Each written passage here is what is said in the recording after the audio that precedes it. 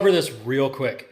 The reason we run wheel spacers on this is because GM decided to be cheap and use the rear axles that they had laying around, which were out of, you guessed it, a Camaro.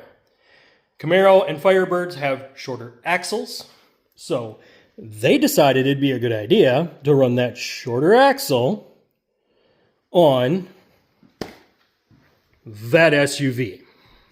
What happens is it recesses the back tires in so far that it doesn't track straight with the front end. The front end sits out wider than the back end. So what I did was I found a set of 1.25" wheel spacers.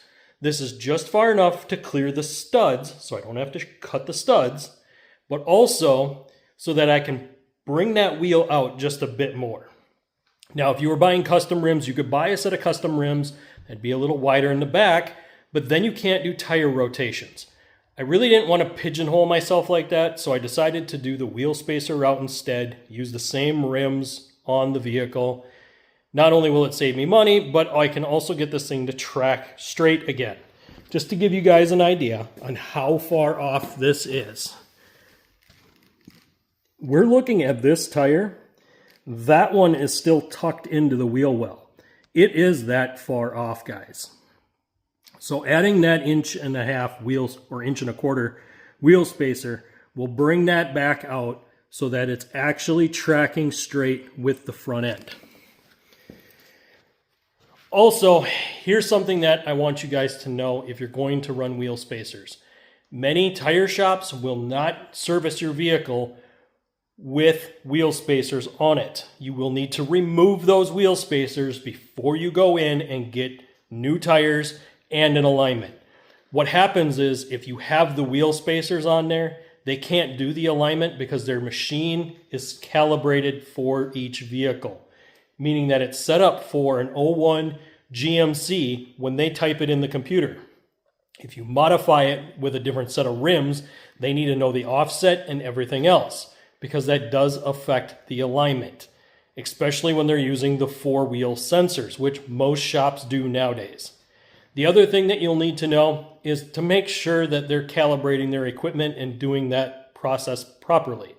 I'll go into alignments in a whole nother video, but today I wanted to cover these wheel spacers because these are pretty common in the industry and some people get really carried away. And one thing you can realize and know that you're going to have to anticipate for the future, when you run wheel spacers, you are going to burn up wheel bearings. So it doesn't matter if it's here or on a rear axle setup like that. The farther out you go, the more pressure you put on that wheel bearing and the more likely you are to wear that wheel bearing out. I really hope this gave you guys a lot of information on wheel spacers.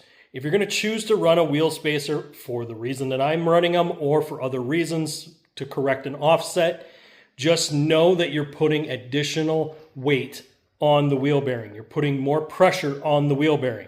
So try to be mindful and try to keep the spacer to the smallest amount you can possibly do. Now, if you're going to run a really small spacer though, guys, make sure your wheel studs are long enough that you can get a good bite on your lug nuts. Because if you can't get the lug nuts to seat all the way down, you could lose a wheel. Also, if you're going to do this, make sure you guys have a good torque wrench. I'm going to cover a torque wrench in a whole nother video, but make sure you guys have good torque wrenches and that they're accurate. You can test them by using an electronic tester. I'll show that in that video. You guys don't got to worry about that.